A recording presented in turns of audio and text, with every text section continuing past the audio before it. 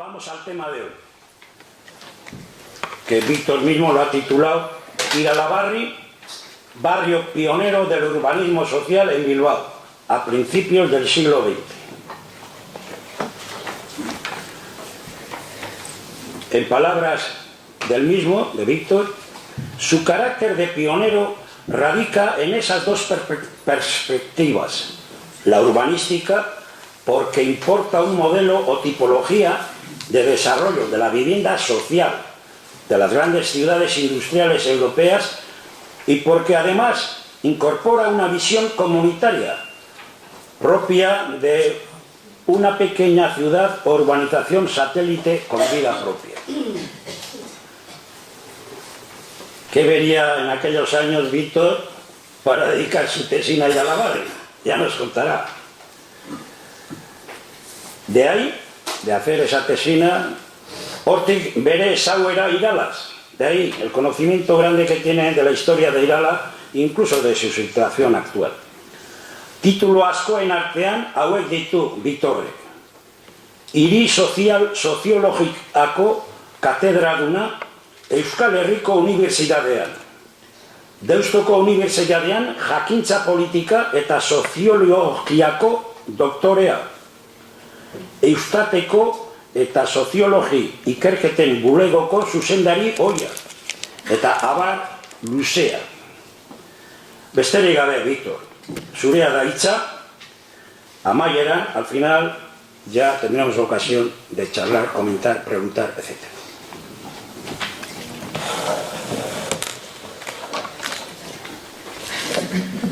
Eskerrik asko, Juan Mari. Muchas gracias. ¿Se oye bien? ¿Atrás? Sí, estupendo. Bueno, hoy es un día de celebración.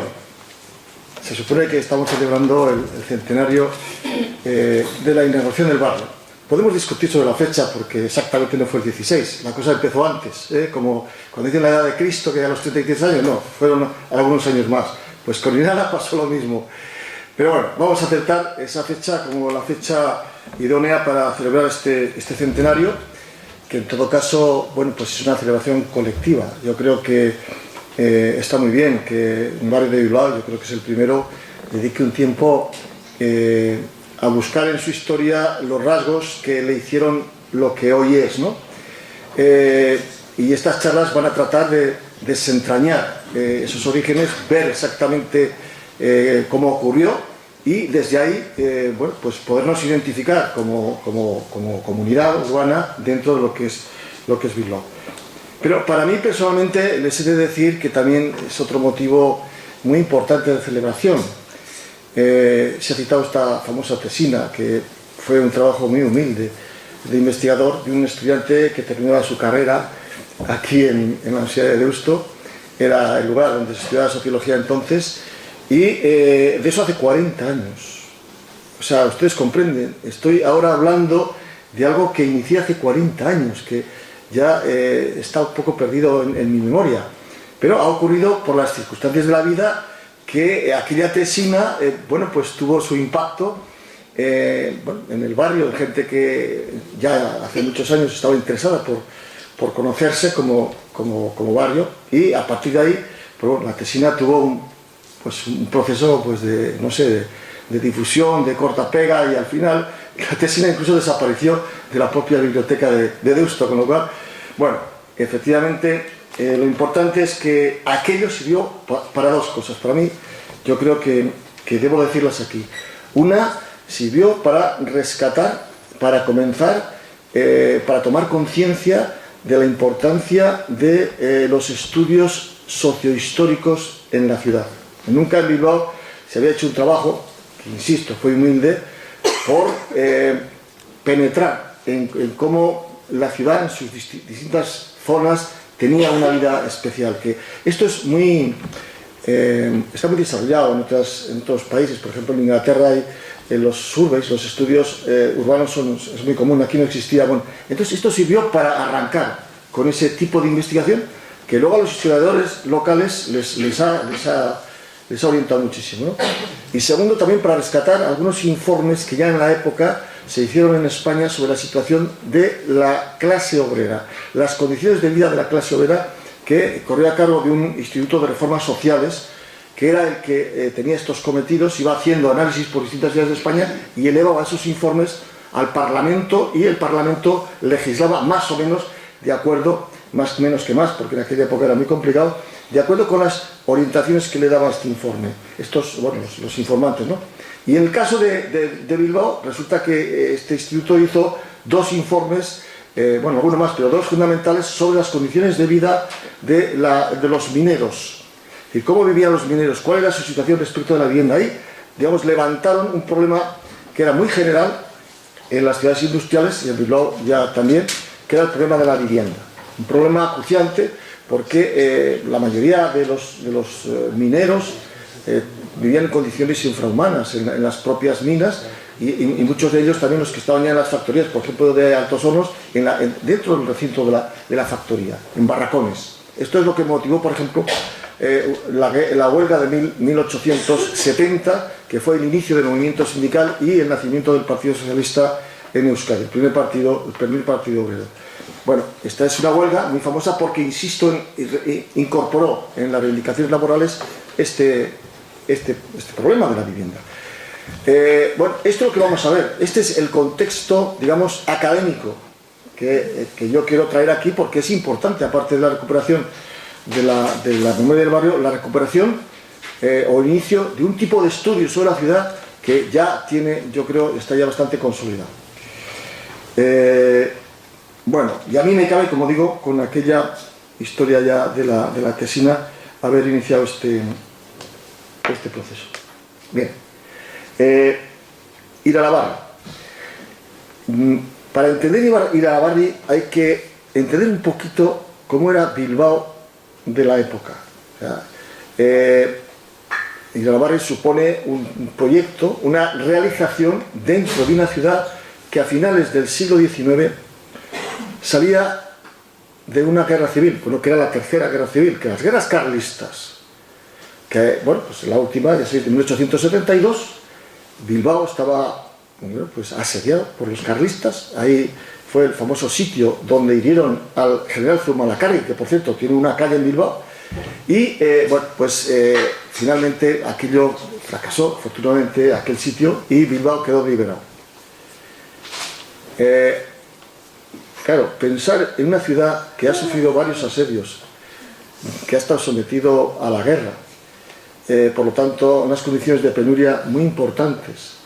Esto supone, como ciudad, un reto decisivo a la hora de retomar la vida de una ciudad en paz, y lo que luego fue una ciudad con una impronta económica que ha marcado no solo bueno, a la propia ciudad, Euskadi, en España ha tenido una impronta muy importante. Bueno, entonces, este tema de las guerras es importante, es porque además supone el fin de la guerra, supone la liberalización de las protecciones que tenían las ciudades, que eran las murallas. Por ejemplo, el caso de Pamplona, otras ciudades españolas, cuando caen las murallas y las ciudades empiezan a expandirse, ya estamos en un momento de proyección, una vez salida de ese túnel terrible que son las guerras.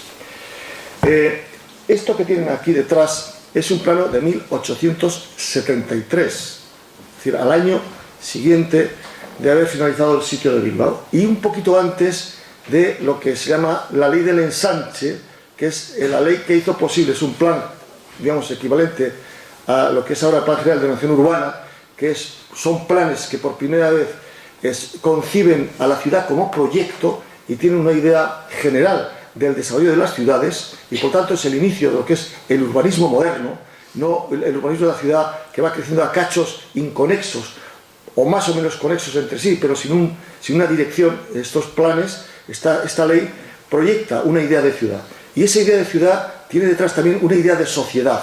Bueno, esto es un poco lo que es el plan de Bilbao de 1876. Este es del 73, como digo, después de acabar la guerra y antes de empezar esa ley. Por tanto, guerra. Segundo, un proceso de industrialización muy potente. Bilbao empieza porque ha pasado la guerra, pero también porque empiezan a descubrirse nuevos minerales, empieza a desarrollarse la industria siderúrgica, la naval, etcétera. Bilbao conoce una época de oro, de expansión económica, de oro. Es decir, no como ahora, que hay desarrollo urbanístico, pero no hay desarrollo económico. Entonces había desarrollo económico y también un proyecto, o sea, desarrollo industrial y un proyecto de ciudad. Este proyecto de ciudad, como digo, es siempre una idea sobre el espacio.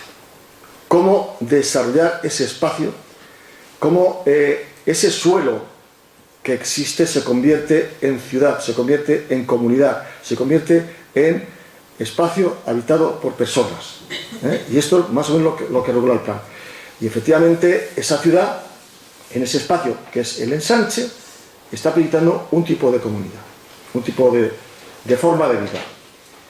Y esto tiene que ver con otro cuarto elemento, que es la demografía, es decir, el crecimiento de la población que, bueno, pues lógicamente al calor del desarrollo económico y de la expansión urbana va haciendo que la ciudad crezca, se vaya estirando.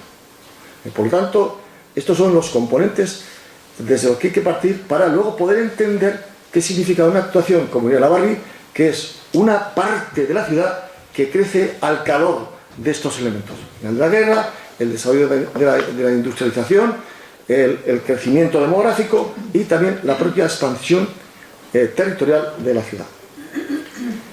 Bueno, pues ahí está Irala. Irala aparece ya a vuelta del siglo, a comienzos del siglo XX, a partir de 1900, como un proyecto que yo lo califico en el título de la ponencia, urbanismo social. Esta palabra social es una palabra muy compleja, pero yo lo hago todo social, también el ensanche social, pero la palabra social tiene una connotación de carácter específico, porque esto de social se refiere al urbanismo que está más al servicio de aquellas clases sociales que no podían ocupar ese espacio central del ensanche, porque ese espacio estaba reservado para las clases ascendentes, básicamente la burguesía y las clases medias altas. Es decir, ahí no tenían cabida las clases trabajadoras, no tenían cabida las clases medias. El precio que habían calculado con ese diseño de ciudad era un precio muy elevado para que las clases obreras pudieran acceder a ese ensanche, que era la zona privilegiada de la ciudad, que era la alternativa al estiramiento del casco viejo hacia ese ensanche que es Abando. Bueno, esto lógicamente era prohibido para la gente que entonces digamos estaba llegando a Bilbao. Por lo tanto, Iralabarri, a partir de esa fecha, en 1903, que es cuando Juan José Irala, industrial, un industrial muy, diríamos ahí, de pura cepa, de los industriales que empujaron el desarrollo de Bilbao de entonces, que tenía una pequeña panadería en Bilbao la Vieja, pues piensa que, con buen criterio, que para abastecer de pan a esa ciudad que está creciendo, pues necesitaba otra industria. Y entonces él bueno, pues desarrolla lo que luego se ha conocido como la harino-panadera. Y la sitúa en las afueras de Bilbao, porque una industria potente no había espacio. La sitúa, además, claro, dentro del ensanche era imposible, la industria está fuera. Y, lógicamente, en esta ladera que sube desde Zabalburu hasta el Pagasarri, pues era una zona de suelo barato, en suelo también, según el nivel del mar, en una zona bien aireada y con espacio. Y entonces, sobre esta idea, que es la fundamental, y a partir de la experiencia que va teniendo cuando sale al extranjero, porque historias de los industriales que salían al extranjero observaba y aprendían, se dio cuenta que pues todas las grandes empresas europeas, que entonces nos llevaban bastantes años de desarrollo en su proceso de industrialización, tenían una atención por la vivienda de sus obreros. Y volvemos al problema de la vivienda. Pero no solo eso, sino que además se dio cuenta de que las actuaciones urbanísticas para obreros y clases medias en la Europa desarrollada, en Inglaterra, en Alemania, en Francia, etc., pues ofrecían actuaciones, urbanizaciones de un tipo que podía tener una rentabilidad económica. Para entonces, bueno, había una teoría, más que teoría, era una práctica empírica de un inglés, que en esto eran muy listos, que se llama Howard, que creó un modelo de ciudad que se llama Ciudad Jardín en 1898. Antes en España había habido otro ingeniero muy listo que había creado otro tipo de ciudad, otro modelo, que era la ciudad lineal, que era Arturo Soria y Mata. La avenida Arturo Soria en Madrid es el origen de esta idea de ciudad lineal creada por Arturo Soria y Mata, que era un ingeniero español que ideó una forma de crecimiento de la ciudad no circular como Howard, sino en línea. Bueno, quiero decir con esto que ya había gente que pensaba en cómo desarrollar la ciudad de tal manera que ese desarrollo fuera un desarrollo de vivienda accesible para las clases medias. Y esto es lo que vio Irala.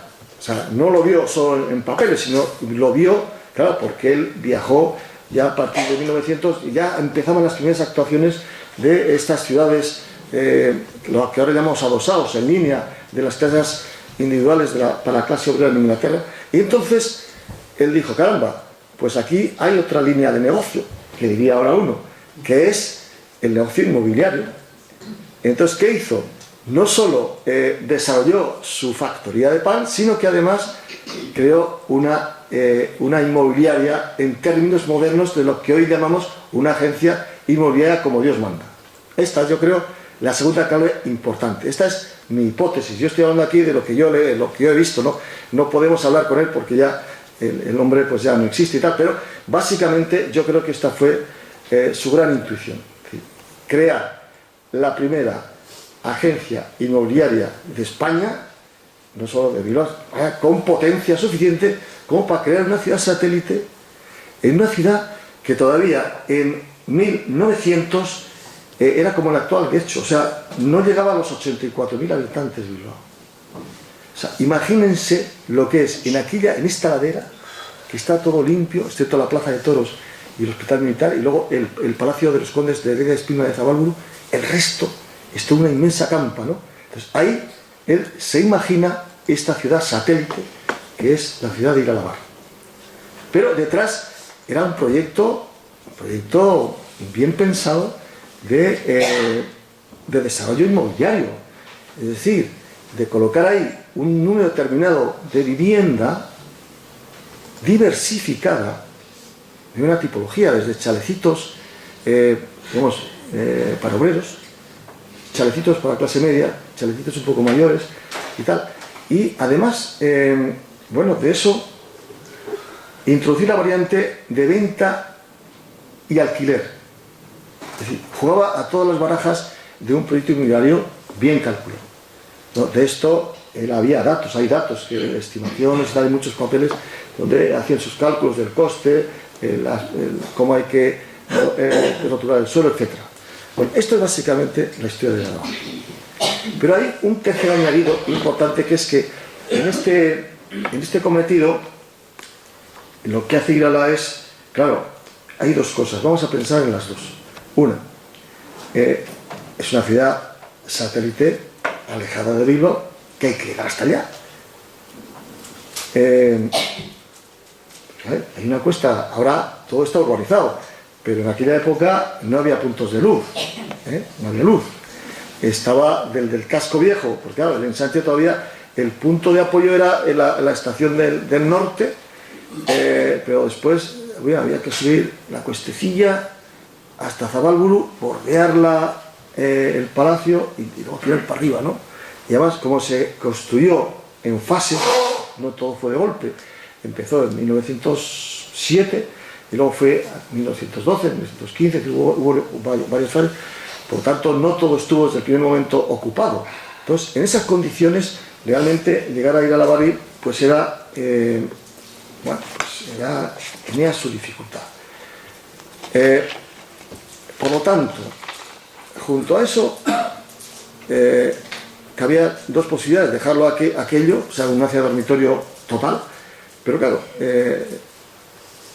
él también pensó, bueno, pues esto hay que hacer una comunidad, hay que hacer que la ciudad, que esto que son casas, que son calles, también tenga un tipo de vida colectiva, ¿no? Y esto es lo importante de Irala también, fue creando distintas instituciones que más o menos daban una cobertura cívica a la gente que vivía allá, y esas instituciones respondían a valores sociales. Ahora se habla tanto de valores.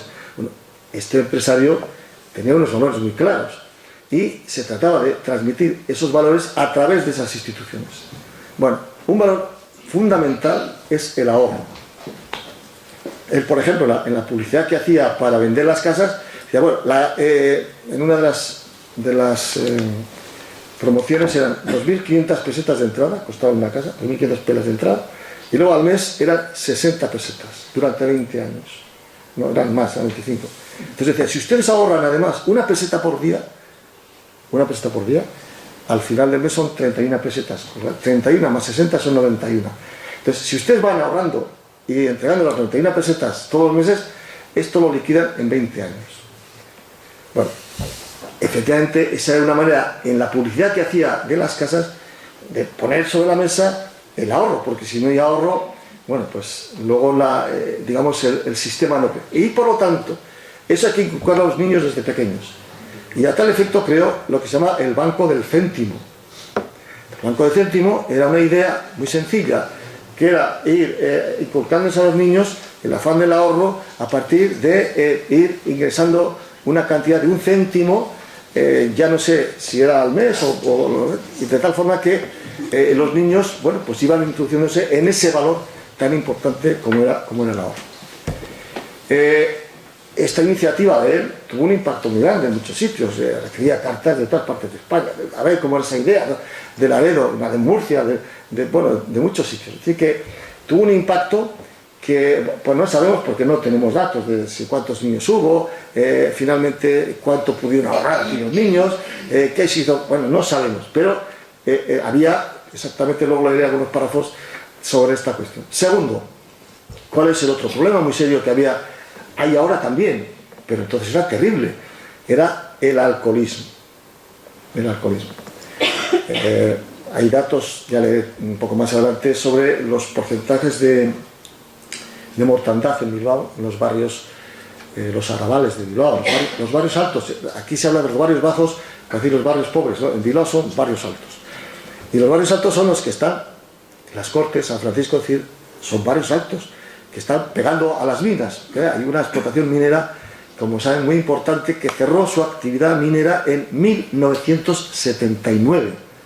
Es decir, los propietarios de las minas de Miribilla obtuvieron la plusvalía de la explotación del subsuelo hasta 1979, y a partir de esa fecha, es decir, esta época contemporánea, han obtenido las plusvalías de la explotación del suelo, porque han conseguido edificar en esa zona.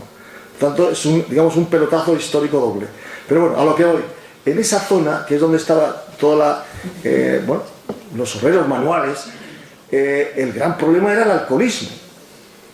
Por lo tanto, Irala lo que hace es, bueno, voy a crear una sociedad, que es la sociedad de la templanza, por la cual yo comprometo a una serie de adultos para que vigilen, para que cuiden de los niños, para que no beban. Y además está prohibido en el barrio instalar tabernas. En Irala no había tabernas y estaba la sociedad de templanza. Bueno, hay fotografías que estaban expuestas por ahí. Yo no voy a sacarles aquí porque seguro que les van a sacar, pero estas fotografías que se han extraído de revistas de la época, porque esto era modelo, que salía en muchas revistas. Es decir, el modelo de Irala era un modelo exportable, de tal forma que lanzaba una imagen del barrio, también en Bilbao, pero también fuera de Bilbao, como barrio modélico, no solo pintoresco, porque estaba en una altura, como llaman ellos, el barrio donde llega la brisa del mar. 50 metros sobre el nivel del mar, un sitio maravilloso. La brisa del mar. Esto era Irala. Llegaba la brisa del mar, limpiaba el aire.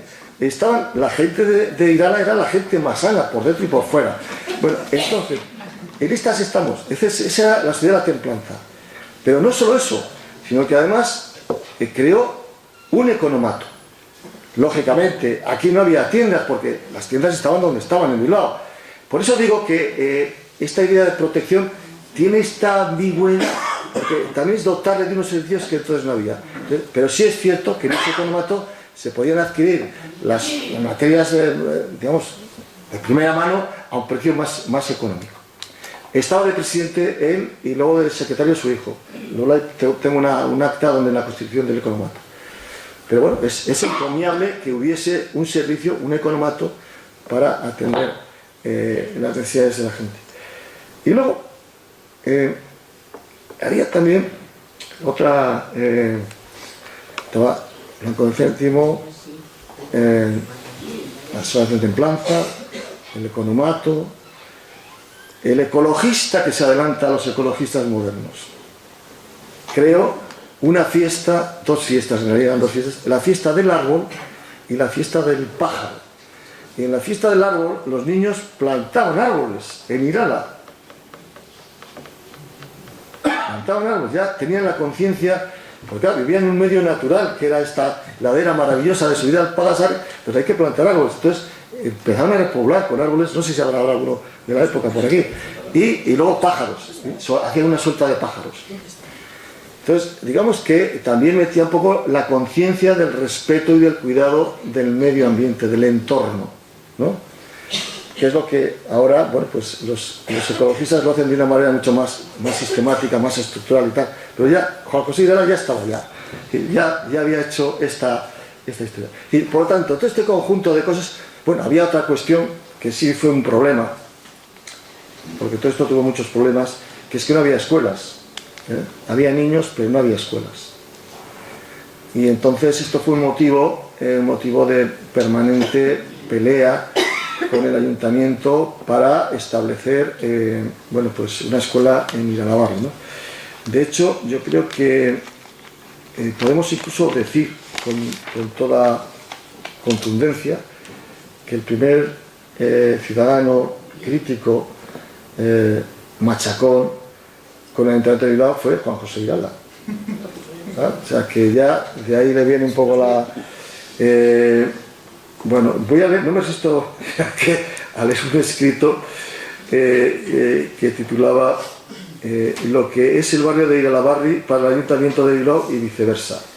Es decir, él entendía que los ciudadanos de Iralabarri cotizaban al Ayuntamiento y luego el Ayuntamiento, como Irala quedaba, como ven, fuera del ensanche, bueno, pues era un tema que era, bueno, pues de los propietarios, que eran la inmobiliaria Iralabarri. No le faltaba razón en parte al ayuntamiento, pero también no le faltaba razón al ciudadano Irala, que lógicamente salía en defensa de sus ciudadanos que pagaban los impuestos, pero que luego no recogían esto.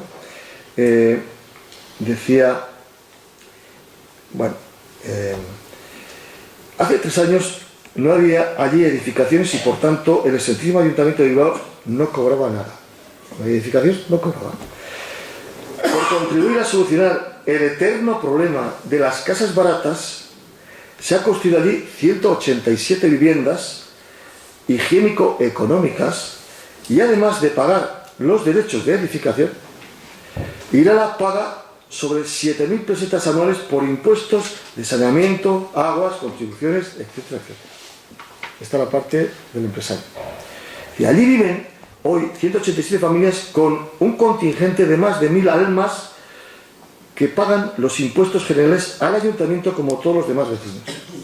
Y sin embargo, no tienen del ayuntamiento lo que tienen los demás vecinos. Bueno, por allí no van los barrenderos, ni los guardias municipales, ni los serenos. El ayuntamiento no ha hecho allí ni urbanización, ni aceras, ni alumbrado, ni gasta nada en conservación. Pero cobra todos los derechos e impuestos a todos los vecinos, como de Bilbao y su ensanche, ¿no? Hay en este barrio 350 niños de ambos sexos. De ellos, la mitad desde 5 a 15 años de edad que deben ir a las escuelas. A la inmensa mayoría de ellos se les ha negado el ingreso en las escuelas municipales porque dicen que el cupo está cubierto. En vista de ello, Irala ha puesto una escuela de párvulos y otra de primera enseñanza, dotándolas de profesores y del material necesario. Irala ha puesto la tela. En resumen, y aquí termina, que los vecinos de Irala Barri pagan todo como los demás vecinos de Bilbao y el ayuntamiento no les da los servicios como a los demás, ni aún escuela para los niños. Es decir, que para cobrar el ayuntamiento considera aquello como un distrito de Bilbao y pagar los servicios no son vecinos de Bilbao. ¿Es esto natural? ¿Es justo? ¿Es equitativo? Bueno, esta es una interesante carta que Irala dirige. Quiero decir que bueno, pues esta organización, con todos los problemas que tuvo consigo en el desarrollo, bueno, pues llevaba lógicamente el problema de los servicios que hemos visto no solo en esta época, sino posteriormente.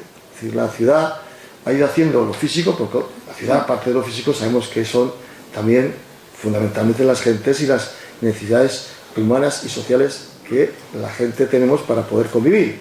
Bueno, y esto viene mucho después. Pero esta es la historia, es otra historia, que es la historia del movimiento ciudadano y la historia de cómo en aquellas zonas de Bilbao que no son del centro, como en el Ensanche, esto ha sido siempre una pelea permanente. Bueno, pues este escrito, que es de 1900, yo lo catalogo en el 12, bueno, pues ya adelanta lo que luego pues ha sido un poco la historia de muchos barrios. En este caso, claro, es el propietario de la inmobiliaria el que reclama, el que, bueno, se mueve y hace. Bueno, hay más, ¿no? Pero yo creo que este es interesante. Bueno, esta es un poco, digamos, la síntesis de lo más importante. Ahora yo voy dando algunos datos para ir completando de manera más precisa algunas cuestiones. Por ejemplo, para que se haga una idea, en el año en que nació Irala, que fue 1857, Bilbao no llegaba a los 18.000 habitantes. 1857, antes de la guerra civil, antes de las guerras carlistas. Pero es interesante porque es el año en que nació Juan José Irala, ¿no? El 70% de la población estaba en el casco y el 30% estaba en los arrabales, que eran la zona de Achuri. Bueno, esto luego va a cambiar con la expansión, como he dicho antes, de la industria, y lo que es interesante, porque también es el marco digamos, que hace posible que Irala pueda tener éxito, es las condiciones de vida que se derivaban de las malas condiciones de vida de Bilbao de la época y de la vivienda, pero sobre todo del hacinamiento, de cómo vivía la gente en Bilbao. Y el dato que, bueno, pues se utiliza es la mortandad, los índices de mortandad. ¿Cuánta gente moría por 1000 habitantes en Bilbao? Dependiendo de la zona en la que residían. Esto es clave, ¿no? Y en los datos extraídos de los informes del ayuntamiento, por ejemplo, para que se haga una idea, en el Ensanche, que es la zona de San Vicente, en la zona privilegiada del Ensanche, en el año 1900 los índices de mortalidad eran del 23%. Pero en el año 10, ya cuando el Ensanche ya se está desarrollando en gran parte, desciende al 14%, que se mantiene también en el 15%. Ese va a ser el índice de mortandad más bajo de Bilbao. En los más altos se sitúan en los arrabales, que eran Achuri. En el año 1900 era bueno, esta es una cifra que es discutible, es casi el 70%, pero es que ahí había un asilo. Por tanto, los asilos elevaban el porcentaje. Más fiable es el año 1910, que era el 41%. De cada 100 personas morían 41 en edad, yo creo que es menos de 5 años. Pero eso desciende al 15, al 26%. digamos, la palma se la lleva Bilbao la Vieja, que es donde está ubicada la mayor parte de la clase obrera que trabajaba en las minas, que en el año 1910 tenía el 21% y en el 15 mantenía el 27%, es la tasa más alta. Esto es lo que Irala recoge en un cuadro cuando hace publicidad sobre su oferta de las condiciones higiénicas del barrio para comparar. Miren, en estos distritos se muere tanta gente. En Irala, que era la risa del mar, la gente no se moría. Bueno, entre otras cosas porque llevaba poco tiempo, ¿no? Pero efectivamente era un dato contundente, ¿no? Hay un cuadro que yo creo que está en la exposición, no lo voy a sacar, donde hacía estas comparaciones. Y luego comparaba además las viviendas del ensanche vertical y las de Irala, que eran unifamiliares, que es una maravilla, ¿no? Que unas unifamiliares se respira mejor, pero sobre todo también porque permitía, desde los presupuestos del higienismo de entonces, toda la cuestión del aislamiento, del soleado, ventanas amplias, etc. Y esto sí, efectivamente, esto sí tenía Irala, porque digamos, los parámetros, los estándares de higiene en la Constitución Europea para obreros, aunque, bueno, pues dejaba mucho que desear respecto de cómo se construían los centros de las ciudades, los ensanches en París, en Londres, etc., sí que eran construcciones que introducían esos principios y, lógicamente, esto erradicó en gran medida los índices altísimos de mortandad que había. Bueno, pues esto efectivamente es lo que aplica aquí Irala. Bueno, de hecho, digamos que este era un problema que sí se manifestaba en la prensa de entonces. Otra cosa es cuánta gente leía la prensa, pero bueno, y qué efecto tenía.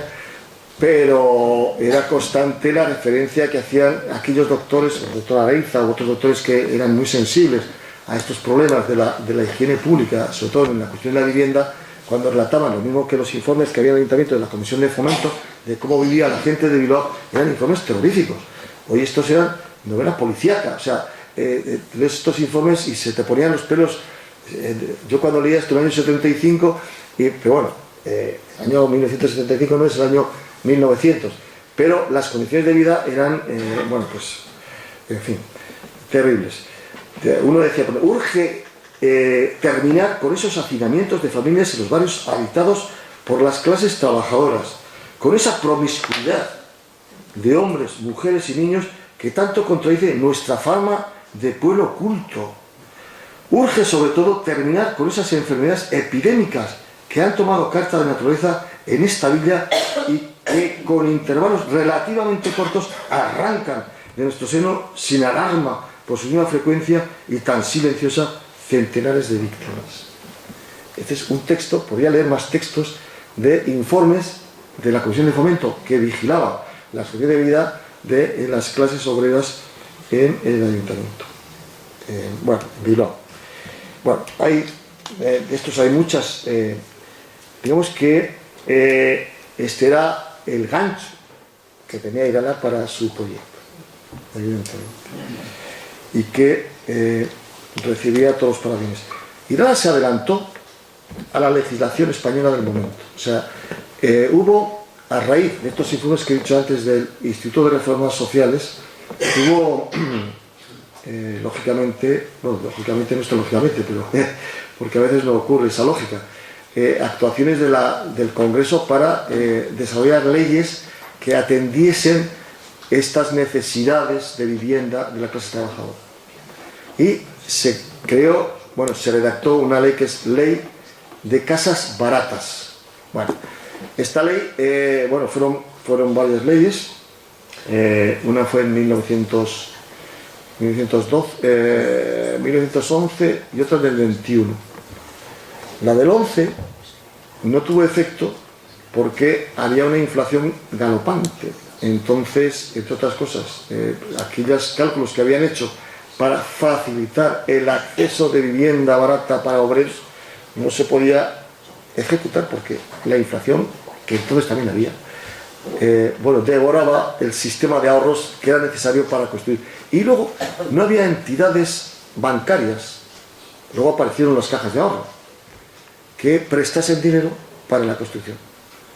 Bueno, entonces en el 21 se hizo la primera ley efectiva.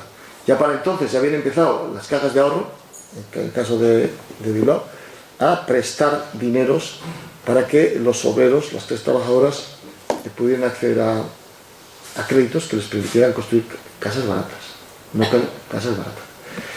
Pero Irala ya para el 29 ya había tenido toda su operación, es decir, que fue, por lo tanto, no tuvo efecto, no tuvo posibilidad de aprovechar digamos, esas leyes para su desarrollo. Era una iniciativa absolutamente privada. Volvemos un poco a lo que he dicho al principio, ¿no? Su cálculo era sobre lo que ahora llamaríamos vivienda libre, no vivienda protegida, para ponernos el concepto, y bueno, pues se adelantó incluso a estas leyes. Sí, esto posibilitó que más adelante en Bilbao y en Vizcaya se hiciesen actuaciones, por ejemplo, la Ciudad Jardín, el año 30, el barrio de Panaderos, o la Unión Begoñesa, o bueno, otras actuaciones que sí pudieron disfrutar de estas leyes, ¿no? Y esto es lo que hizo que en Bilbao apareciese una corona de barrios sobre Bilbao. Estaba desarrollándose por el centro cuando se anexionó Abando, que es lo que posibilitó realizar el ensanche, pero claro, todos los barrios obreros era una corona de barrios por todas las laderas de Bilbao, desde Archanda hasta el Palasari, pequeños barrios, de los cuales Irala era la joya de la corona, porque era el más potente, el que más vivienda tenía, el que tenía también más población, y por lo tanto, bueno, pues no había comparación, ¿no? Pero en todo caso sí es importante que nos demos cuenta que antes que las leyes, la iniciativa privada, si esta es eficaz, que es lo que pasa con Irala, pues, y ve ahí ocasión de negocio, pues lo vaya a explotar. No, lo que estaba buscando aquí era si un dato interesante para ver Bilbao, y luego entramos en Irala los datos comparativos. En 1900 Bilbao tenía, como he dicho antes, 83.000 habitantes, era una pequeña todavía ciudad industrial, empujando. Barcelona tenía algo más de medio millón, 533.000 habitantes, y Madrid 539, por poner los 2 polos demográficos más potentes de España. Entre el año 57 y 1900, Bilbao creció el 365%, un salto espectacular. Barcelona pasó de 178 a 190%, y Madrid 92%. O sea, Bilbao creció el doble que Barcelona y 4 veces más que Madrid. Este es un poco el referente para entender lo que he dicho antes de esa explosión demográfica que se correspondía con la explosión económica y también urbana. Es interesante también otro dato les voy a dar para entender el desarrollo de Abando, el ensanche. En el año en el que comienza a realizarse el ensanche, Abando tenía, que era una pequeña anteiglesia que se seleccionaba Bilbao para poder crecer, tenía 2.700 habitantes. Cuando ya en el 87, 10 años de desarrollo del plan, pasa a 4.000. Es decir, el crecimiento del ensanche es de algo más de 2.500 habitantes. Claro, cuando vemos que Irala pasa del año de su inicio hasta 1920, que es el censo que yo controlé el censo del 10 y el 20 para saber cuánta gente había en un punto y cuánto había al final. No llegó a 3.000 habitantes, pero 3.000 habitantes en este Bilbao, que tenía bueno, ya había llegado a los 100.000 en el 20, es una ciudad satélite muy potente. O sea, no sé, yo estoy acostumbrado a trabajar con números, ya ustedes no, pero en la proporción de un núcleo de 100.000, que haya un barrio, una urbanización que tenga 3.000, esto es de un peso relativo, digamos, importante. 35 pasos. Sí, bueno, me está avisando, te vamos a ir saltando.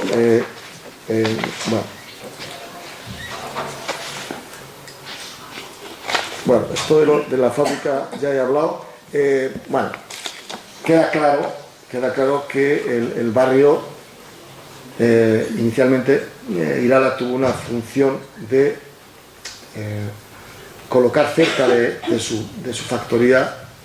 Él decía en el ayuntamiento que la fábrica tenía más de 100 trabajadores. Estamos hablando de 1910. Él dice, no sé cuántos había. Ni que esa gente, esos trabajadores tenían turnos, lógicamente por eso, turnos, y trabajar a horas intempestivas, y por tanto él pedía al ayuntamiento que le dejase construir para que sus trabajadores estuviesen cerca de...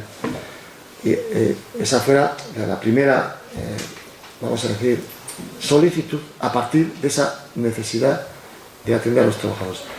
Eso fue lo que, bueno, constituyó el arranque de Irala en la casa, que son 4 casas cuádruples, que son las primeras que están aquí, segunda Irala, que eran 96 viviendas, y que, bueno, yo creo que hay, no lo sé, esto no se ha podido constatar, ahí sí que había una parte importante de trabajadores, lo mismo que en la siguiente operación que se hizo siguiendo Irala, las casas que ahora están, las verticales, que tenían Irala Barri, ahora está borrado con la reforma.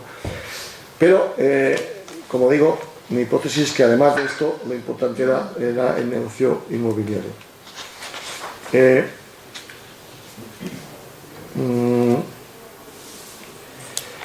Datos sobre la superficie de metros cuadrados del barrio no llegaba a 60.000 metros cuadrados, una actuación que creo importante, pero bueno, tampoco nos da mucha idea. Sí, lo que quería es esto. Él es explícito cuando dice para quién quiere sus casas. Él habla de 2 tipos de clases. Son los obreros manuales, que son los obreros que trabajan en la industria, en las minas y tal, y otro es la inteligencia obrera, es decir, las clases medias, empleadas, etc., ¿no? Yo esto quise comprobarlo en la tesina, y efectivamente hice una tipología entre el 10 y el 20, y yo puse la clase baja. Entonces yo era un estudiante, 75, metía obreros, costureras, sirvientas, porque yo fui al censo, y entonces iba en los papeles del censo sacando los oficios de la gente. Claro, eran además papeles hechos a mano en aquella época, pero era el único sitio donde pude ir, porque en los archivos del ayuntamiento había un dogo franquista que no nos dejaba acceder, o sea, no a mí, sino a todos. Entonces te tenías que buscar la vida, y yo me la busqué. Bueno, al final, en el censo, a lo que vamos, lo importante, en la clase baja yo colocaba obreros, costureras y sirvientas.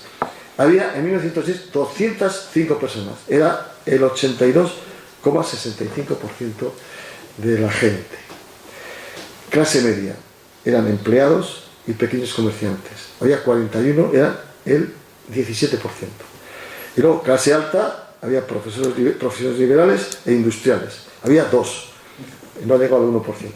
Esto era total 248, eran los cabezas de familia, porque luego estaban las criaturas, ¿no? Entonces, en el 20, 10 años más tarde, la clase baja había bajado del 83% al 71%. O sea, Irala Barri se había hecho más obrera. La clase media había subido del 17 al 25. O sea, se había hecho más clase media. Y la clase alta había pasado de 2 a 38. Había pasado de 1 casi al 4. Es decir, también los chalés eran mejores y tal. Entonces, pues, digamos que era un barrio netamente obrero, atendiendo a estos datos, el año 20. Lo que pasó después ya no lo puedo investigar. Pero, bueno, tenía ya un 25% de clase media, que es, yo creo, la clase que a Irala le interesaba a él. Había un barrio para la clase obrera inteligente. Bueno, ya he hablado del Banco del Céntimo, la Sociedad Templanza. Sí, el Banco del Céntimo. Voy a leer, esto está escrito, está publicado. Afortunadamente ahora contamos con, hay una publicación, es el tomo 3. Esto que yo leo está aquí. Y aquí están las historias de 4 o 5 barrios, pero hay varios tomos de esta colección donde está la historia casi todos los barrios de Bilbao. Entonces, de ahí yo, bueno, del Banco Céntimo voy a leer, porque da un poco la idea de cómo se entendía aquello, qué es lo que decía, a qué se comprometían los niños que entraban en ese banco. Tiene que ver, no son decálogos, por tanto, 10 son 10 mandamientos, tiene un nivel pedagógico también interesante, ¿no? Decía, primero, me obligo a respetar y defender a mis padres y ayudar a mis hermanos, de la familia. Segundo, me obligo a no hacer mal a nadie y a ser cariñoso y leal con mis amigos y con mis semejantes. Me obligo a respetar a mis maestros y protectores y a aprovecharme de sus lecciones y consejos. Cuidaré de no hacer daño a los pájaros ni a los animales. Espíritu ecológico. Cuidaré de no estropear las plantas, ni los árboles, ni la casa donde vivo. Cuidaré de mi salud cumpliendo las reglas de higiene. Me propongo ser honrado, trabajador y amante de mi patria. Me propongo ser limpio, económico y ahorrador. Y luego me propongo contribuir con mis ahorros a fundar el Banco del Céntimo. Bueno, este es el decálogo que yo creo que resume muy bien los valores de la época, que también podrían ser algunos para esta época, empezando por respeto a los padres, los maestros, las condiciones higiénicas de la época tal. Bueno, pues no hacer daño, respetar la naturaleza, son todo, por tanto, vamos a decir, mandatos, consejos muy positivos, ¿no? Pero finalmente hay que contribuir al ahorro, al Banco del Céntimo, que es lo que hará eficiente y eficaz todo lo anterior.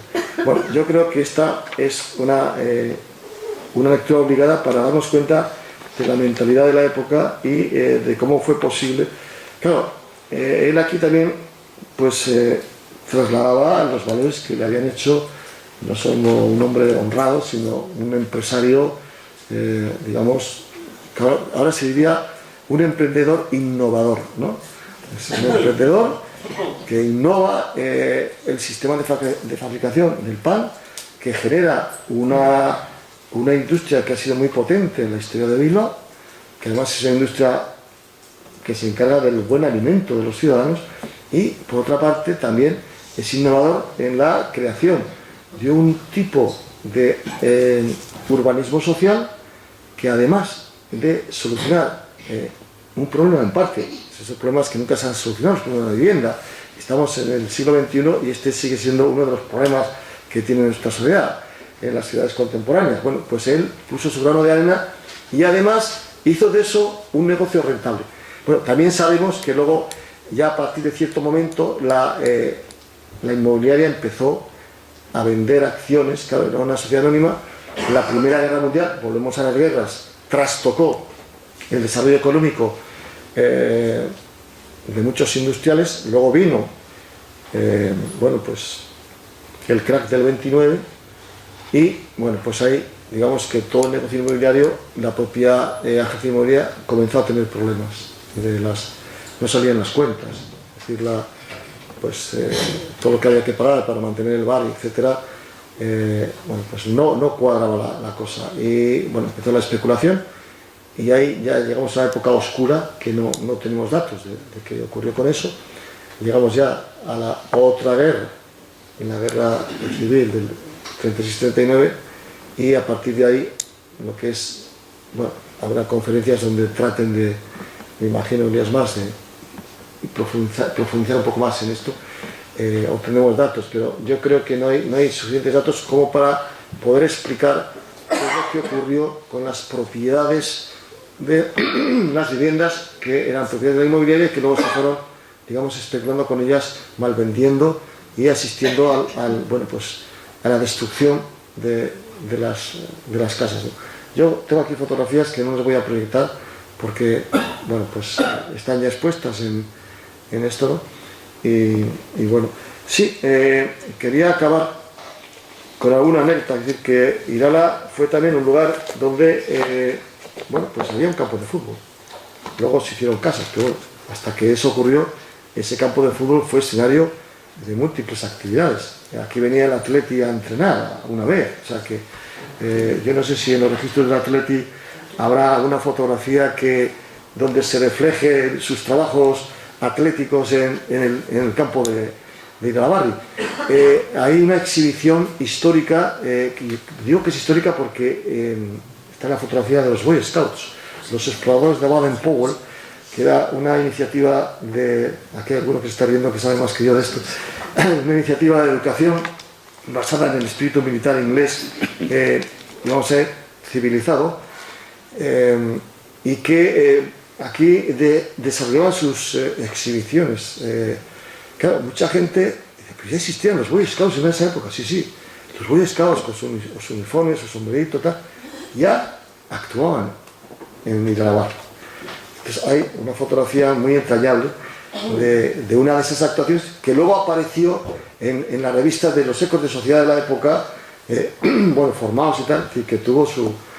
en Iralabarri se empezó ese juego que luego no prosperó, ese juego americano que es el béisbol. O sea, aquí se empezó a practicar el béisbol. Y bueno, digamos que ocurrieron cosas interesantes. Lo que pasa es que no tenemos el registro gráfico, sí, de los Boy Scouts, sí. Esto para alguien que quiera hacer una investigación sobre la sociedad civil bilbaína, y concretamente los grupos juveniles y concretamente los Boy Scouts, bueno, pues tiene una referencia que es, yo creo que histórica, ¿no? Pero bueno, hay otras muchas cosas que ocurrieron y que probablemente pues podamos descubrirlas cuando alguien se anime a hacer no una tesina, sino un trabajo de investigación ya un poco más serio y más importante.